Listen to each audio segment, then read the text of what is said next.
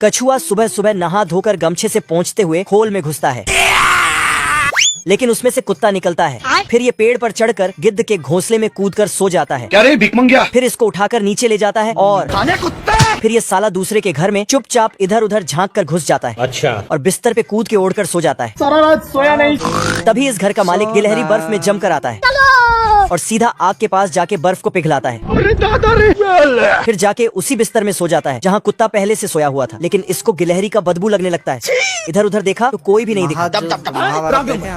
फिर फट से चादर हटाया तो बदबूदार गिलहरी निकलता है जो बहुत दिनों से नहीं नहाया था। फिर उसको उसी के घर से बाहर कर देता है और आके सो जाता है। गजब। लेकिन गिलहरी कुत्ते के सिर पे आके सो जाता है तो ये अपने नाक को ढक लेता है और गिलहरी को दौड़ाने लगता है, पर गिलहरी अपने पूंछ को मारो गोली। आप देख बैठा तू। पायलट आता है और प्लेन चालू करता है। चलो भाई। लेकिन प्लेन में तो दिवाली का पटाखा फटने लगता है। इधर पैसेंजर लोग बहुत परेशान हो गया था। एक आदमी बोलता है तो ये बोलता सब चिल्लाकर जल्दी उड़ाने को बोलता है। इधर ये मैडम तो अलग ही स्टाइल में चिल्लाती है बता दो ना। ताकि इसका मेकअप खराब ना हो जाए। पायलट हथौड़ा लेके नीचे ठोकने जाता है एरोप्लेन को। सिस्टम पार देंगे। तभी इसके पीछे साला पायलट प्लेन को इतना खड़ा करता है, इतना खड़ा करता है गाली नहीं देने का। कि प्लेन ऊपर से गिरकर बिखर जाता है। खत्म। लेकिन पायलट रात तक प्लेन को ठीक करके उड़ाने लगता है और पैसेंजर सब सो जाता है और अलविदा बोलने वाले लोग भी। तभी एरोप्लेन हिलते डुलते हुए चलता है और किसी तरह जैसे तैसे करके हवा में उड़ता है। लेकिन तुरंत ही टूटा एरोप्लेन जवाब दे देता है और नीचे टपक जाता है। चैप्टर क्लोज हो गया। तो ये आदमी इस सस्ते पायलट को तभी चिंटू पेड़ को लोहा से कवर करने लगता है। तभी दीमक ये देखा तो जमीन खोद कर जाता है और पेड़ को नीचे से काटने लगता है। तभी चिंटू इनविजिबल पैंट ले आता है ऐसे हालात में बेहतर यही है। और पूरे जंगल को गायब कर देता है। और दीमक ये सब देख रहा होता है। क्या रे भिखमंगिया? अब देख तू। फिर दीमक तैयार होता है। आजा आजा आजा। तभी चिंटू उसे डब्बे में बंद कर लेता है। भाई मुझे माफ कर दो। फिर अपना कार में डाल देता है। फिर जमीन खोदता है और फिर बीज बो देता है।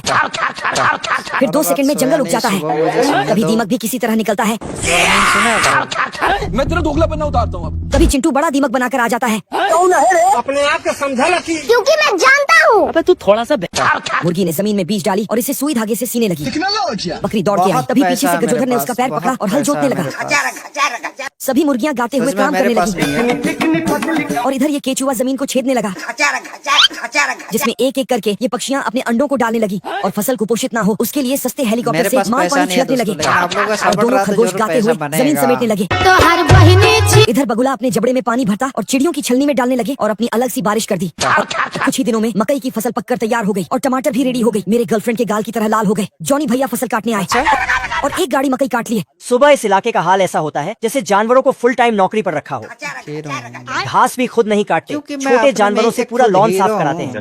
भोला राम तो सुबह सुबह मधुमक्खी पकड़कर दाढ़ी बनाता है क्योंकि इसकी ट्रिमर की औकात नहीं। भोला राम रोज लकड़ी रगड़कर आग जलाता है। ये क्या? आज बच्चे ने लाइटर दिया तो ऐसा खुश हुआ जैसे रगड़ाई से छुट्टी मिल गई हो। एक जादू पड़ोसी हाथी ग्रिल कर रहा है और उसकी बीवी पूरा हाथी ऐसे सेंक रही है। बेकार है भैया, मैं तो टूट गया। ऑफिस जाने के लिए लोग प्लेन पकड़ते हैं। 1 2 3। सेटिंग क्या है? भोला राम का ड्राइवर ऐसे दौड़ाता है जैसे किसी ने कहा हो भाई जल्दी चल वरना सीट किसी और ने कब्जा कर लेनी है। अरे तो क्या हुआ, हम पंखड़ियों पे बैठ जाएंगे, ऐसे से उड़ेंगे। घर वाली जूस निकाल रही है। Thank you. इधर डायनासोर क्रेन बना बैठा है। घर में ऐसा माहौल है जैसे जू और बिजली का बिल आपस में इश्क लड़ाते हों। इस बच्चे का साइज हमेशा बढ़ता रहता है। पैदा होने के 1 हफ्ते बाद ही इस बच्चे का साइज एक भैंस जितना हो गया था। इसे दूध पिलाने के लिए 1-2 निप्पल नहीं बल्कि 8 से 10 ड्रम लगते थे और खाने के लिए तो पूरा ट्रक मांगना पड़ता था। और इसे स्विमिंग टब की जगह स्विमिंग पूल में नहलाना पड़ता है। लाठी चलता लाठी। और बेबी जॉनसन वाले तेल का पूरा ट्रक ही मांगना पड़ता था। 150 रुपया देगा। और कम से कम 2 लोग तो इसके कपड़े उठाते थे। एक दिन अंकल जी देखते हैं असली गाड़ी के टायर से खेलने लग रहा है। ये सब क्या देखना पड़ रहा है? बेकार है भैया, रस्सी मैं जल तो टूट गई। गया। एक दिन आंटी जी उसे चलना सिखाती है, कोई हमको खेलेगा फ्री फायर। लेकिन वह हरामखोर सीधा जाकर अंकल जी पर गिरता है खत्म हो गया भैया मैटर। और वह पड़ोसियों की गाड़ी को खिलौना समझकर उसे खेलने लगता है। अभी बता दे भाई। वीडियो को ज्यादा से ज्यादा लाइक कीजिए। बहुत सारे बंदे अभी इस तक वीडियो का लाइक पार्ट 2 देखने के लिए सब्सक्राइब करके रखिए। ये सारे कीड़े इस चूहे पे हमला कर देता है तो ये दौड़कर गोभी के पत्ते में छिप जाता है। लेकिन चूहा जैसे ही यहाँ से निकलता है तो एक सांप जैसा दिखने वाला कीड़ा इसको खाने लगता है। अबे जाता कहाँ है साले? लेकिन ये साला अपना ही पूंछ को चूहा समझकर खा जाता है। तो चूहा उसको फुटबॉल बना देता है और गोल कर देता है। खत्म हो गया भैया मैटर। लेकिन तभी बाहुबली कॉकरोच चूहे पर दौड़ पड़ता है, पर इसका दांत अखरोट में घुस के अटक जाता है। लेकिन ये चूहे और कुत्ते के पीछे नहा धो के पड़ जाता है। कुत्ता जाके फूल में छिप जाता है और साथ ही चूहा भी, लेकिन फूल के अंदर एक मधुमक्खी बैठा था। चूहा एक पत्ती में लटक जाता है और देख रहे हो कुत्ता भी ना? इल्ली पे जाके लटक जाता है। अबे कौन है फिर इल्ली इसको, यस सर। तो कुत्ता जुगनू के अंदर चला जाता है। फिर तो अंदर ये सब क्या देखना पड़ रहा है। तभी एक टिड्डा चूहे को नीचे गिरा देता है तो टमाटर में घुस जाता है। लेकिन वहाँ से भी एक कीड़ा निकलता है। साला कीड़ा चूहे को लेके डांस करने लगता है। चलो 1 2 3 तभी नीचे गिरता है तो ये कीड़ा उसको खाने की कोशिश करने लगता है। फिर ये चूहे को बांध देता है बिल्कुल रस्सी की तरह। फिर दोनों के बीच खूब लड़ाई चलता है। कभी ये इसको दबोचता है तो कभी ये उसको दबोचता है। तभी कीड़ा इसके ऊपर पानी डालने लगता है। लेकिन तभी इसका सपना टूटता है और देखता है कि ये तो पाइप है और इसका घर भी बिल्कुल ठीक है और कीड़े सभी छोटे छोटे ही हैं। आज बाटा भाई का तेल निकलेगा। क्या कारीगरी है। ये दीमक की सेना मंगरू छेदी लाल की घर की तरफ बढ़ रहे थे। जय हिंद दोस्तों। दरवाजा को चगलते चगलते आगे बढ़ने लगते हैं। बाप रे भागो भागो। तभी छेदी लाल पटरी पकड़कर उनका डायरेक्शन बदल देता है। हे प्रभु ये क्या हुआ? डब्बे में बंद कर बाहर छोड़ आता है। खाना खा लिया अभी तक। दीमक जैक बनाकर ढक्कन ऊपर उठा देता है। मंगरू घर की सुरक्षा के लिए बाउंड्री बना रहा था। बाप रे ये अभी ट्रेलर है, पिक्चर अभी बाकी है, मैं बोला है ना। दिमक आकर बाउंड्री को पूरा निगल जाता है। चलो फिर अपना अंतिम मिशन निपटाने के लिए बढ़ने लगते हैं। सुभान अल्लाह क्या कारीगरी है। अमेरिका क्या कहता था? छेदीलाल तनिया कर रोड रोलर को पकड़ के रेलने के लिए पीछे पड़ जाता है। बीवर पहाड़ पर चढ़कर पेड़ काटता है लेकिन पेड़ को कुछ भी नहीं होता है और उल्टा इसका कुल्हाड़ी टूट जाता है। अब देख तू। तो ये पहाड़ों के ऊपर से भाग के जाता है और उसी रास्ते से वापस आके पेड़ के सामने बम रख के पेड़ को उड़ा देता है। खत्म। लेकिन पेड़ को छोड़कर पहाड़ ही टूट जाता है। ये कैसे हो गया। इधर सारे बीवर लकड़ी का बांध बना रहे हैं। तभी इस इंजीनियर के पास एक कौवा आकर बोलता है कि बाढ़ आने वाला है। फिर तो सारे बीवर फटाफट हाथ पांव चलाकर बांध बनाने लगता है। इधर ये बीवर अपने दिमाग के मशीन को चलाकर एक आइडिया बनाता है अब देख तू। और अपने जेब से एक खतरनाक दीमक को निकालता है जो फट से पेड़ को काट देता है। लेकिन ये उस पेड़ को लेके नीचे गिरने लगता है तो बीवर उसी पेड़ को छतरी बना देता है। फिर ये स्लो मोशन में नीचे लैंड हो जाता है। लेकिन इसके पीछे से बाढ़ आने लगता है तो ये साला पेड़ को भी उठाकर भागने लगता है। मगर क्यों? क्योंकि इधर पुल में एक लकड़ी कम पड़ जाता है तो ये इस पेड़ को पहाड़ से नीचे फेंक देता है जो सीधा जाके पुल में घुसकर एक मजबूत बांध बन जाता है। तो इसको उठाकर और मैं आसमान की ऊंचाइयों में। बदख अपने पिछले साल के कांड के वजह से शार्क के मुंह से लगने से बच जाता है। खाओ माँ कसम। सॉरी। ये मधुमक्खी बदख को परेशान करने के लिए पिलर समझकर सभी जगह एक एक छेद करने लगता है। जाके नागमणि लेके जाना। इतने में भी ये मधुमक्खी नहीं रुकती है। छोटा मोटा टपोरी समझ रहे मेरे को। बदख को उसके पिछले सालों का कांड का सजा देकर ही मनाना चाहती थी। तेरे को पावर बता दे मेरा। बेकार है भैया मैं तो टूट गया। मधुमक्खी शार्क को बदख के पास ले आती है। भूख लगी है तो रेस्टोरेंट में जाओ ना भेंचो। जैसे ही शार्क का पिछवाड़े की लेने वाला होता है तो बदख बच जाता है। ये खा लो मेरा। खाओगे। ये शार्क सालों से भूखा होता है तो बदख के पीछे दुम दबाकर पड़ जाता है। आज बाटा भाई का तेल निकलेगा। हम रात कांड करबो, रात कांड। अरे ओ सांभा 60 पैक वाला पहलवान आता है और उससे मुकाबला करने ये चिरकुट आता है। होगा पावरफुल। तू तो गया बेटा। पहलवान उसे एक गुस्से में सल्टा देता है कि तभी उठता है। पर्दा फाड़ दबो बढ़िया बढ़िया के। लेकिन तभी अब क्या होगा। तभी खरगोश उसके पास आता है और गिर जाता है। नोने पो क्या हो गया तुम्हें। तभी 60 पैक वाला पहलवान अपना हाथ में ईंट जोड़ता है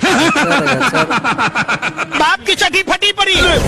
और फिर रिंग का रबड़ से पीछे खिंचाता है। तभी चिरकुट गुलेले लेकर आता है। क्योंकि मैं जानता हूँ। फिर गुलेल का रबड़ को खींचता और उसमें पत्थर डालता और साला भोला राम फुर्सत में छोटे जानवर के साथ क्या क्या करता है। दाढ़ी बड़ी होने पर मधुमक्खी पकड़कर शेविंग करता क्योंकि उसकी ट्रिमर की औकात नहीं। पहले लोग पत्थर पर लिखकर संदेश भेजते थे, फिर हाथ से ठोक ठोक कर संदेश भेजने लगे और बाद में हाथी के दांत से फोन बना लिया। अरे बाप रे। साला पत्थर का कैमरा आ गया मनोरंजन के लिए।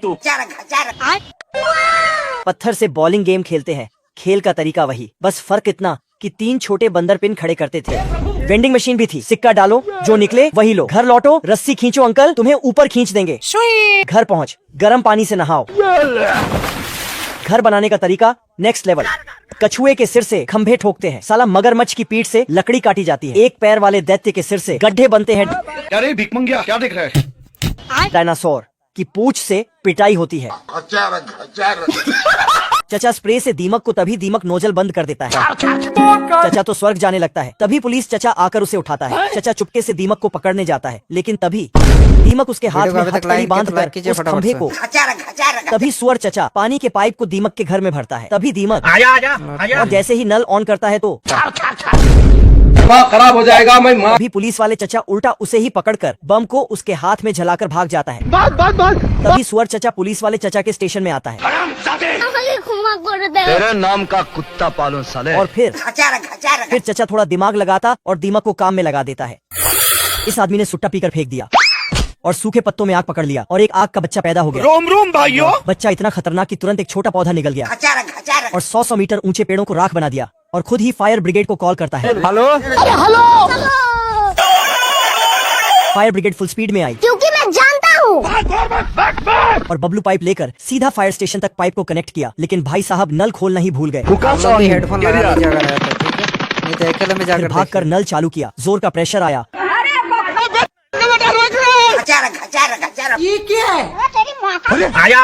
भारी मिस्टेक हो गया सर। गरीब लोग काला दिल भेजे और अमीर लोग लाल दिल भेजे। डब्लू ने आग को बर्तन में ढक दिया और आग ने एक बम में आग लगाकर रख दिया। चलो 1 2 3 अच्छा आग का बच्चा भागकर छेद में घुस गया। शेर खान बड़े ही गुस्से में उठा और जेल फाड़कर खरगोश को दौड़ा लेता है। खरगोश अपनी जान बचाने के लिए पास के ही सर्कस में घुस जाता है। ये आज कुछ भी कर ले लेकिन शेर से बच नहीं पाएगा। इसी का देखी देखा शेर भी लटकने लगा तो ये दोनों इधर लड़ रहे हैं और उधर लोग मनोरंजन कर रहे हैं। खरगोश बड़े ही ऊपर से छलांग लगा देता है। शेर देखते ही अपना मुंह खोल के नीचे खड़ा हो जाता है। खरगोश धीरे से इसे चकमा देकर जाने लगता है। शेर भी इसके पीछे जाने लगता है। खरगोश छोटा होने के कारण तोप के दूसरी छेद से निकल जाता है। बेचारा शेर खान उसी में फंस जाता है। तोप चलाते ही शेर हार मान लेता है।